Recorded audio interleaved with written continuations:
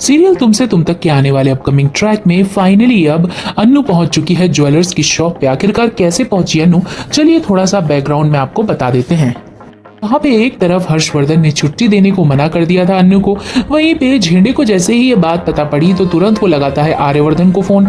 आर्यवर्धन जब सुनता है ये सारी बातें मीरा और हर्षवर्धन की यह कलाकारी, तो तुरंत झेंडे से कहता है कि तुरंत तुम बिना कुछ सोचे समझे अन्नू को घर भेजो क्योंकि उसकी बहुत ज़्यादा ज़रूरत है। तो जैसे ही अन्नू को ये बात पता पड़ती है, अन्नू तुरंत ज्वेलर्स की शॉप पर पहुंचती है और तिरुपति की मुंह बंद कर देती है। आने वाला अपकमिंग ट्रैक काफ़ी ज़्यादा हैरानी पूर्वक होगा अन्नू के मम्मी पापा और तिरुपति के लिए, क्योंकि जैसे ही मंगलसूत्र की डिज़ाइन फिक्स हो रही होती है तो आर्यवर्धन हर चीज़ में अपनी राय देता है। बार बार अन्नू आर्यवर्धन से ही हर चीज़ पूछती है और आर्य भी अन्नू को ही सारे सजेशन देता है। इस बात को देख तिरुपति को गुस्सा आने लगता है और जैसे ही आर्य एक बहुत ही सुंदर और यूनिक और एंटीक बहुत ही अच्छी डिज़ाइन का मंगलसूत्र देखता है अन्नू के लिए, तो अन्नू उसको पसंद करके पहनने लग जाती है।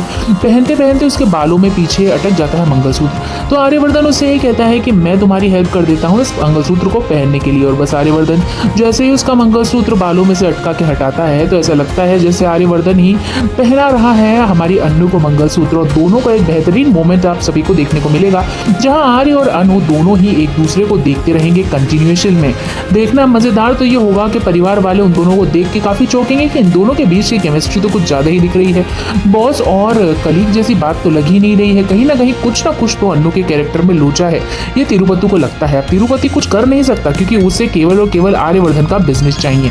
वहीं पे आर्यवर्धन के दिमाग में चल रहा है एक बहुत ही बेहतरीन प्लान, लेकिन वहीं पे अब ज्वेलरी शॉप में जैसे ही आर्य और अनु का मंगलसूत्र मोमेंट आप देखेंगे उस समय ही तिरुपति तुरंत जाके अन्नू को चिल्लाने लग जाएगा और एक चांटा मारने की कोशिश करेगा, लेकिन आर्यवर्धन अन्नू को बचाने वाला होगी बहुत तगड़ी लड़ाई वहां पे जाके। यानी घर पे पहुंचने के बाद इतनी लड़ाई होने वाली है तिरुपति और आर्यवर्धन की कि हाथापाई पर बात उतरने वाली है। लेकिन दोस्तों अब बहुत जल्द ही अपने प्लान पर एग्जीक्यूट करने वाला है आर्यवर्धन और अन्नू, और विपिन की शादी को खत्म और रोकने की पूरी कोशिश करेगा। कोशिश क्या करके ही रहेगा क्योंकि अंततः होनी तो अन्नू और आर्य की ही शादी है।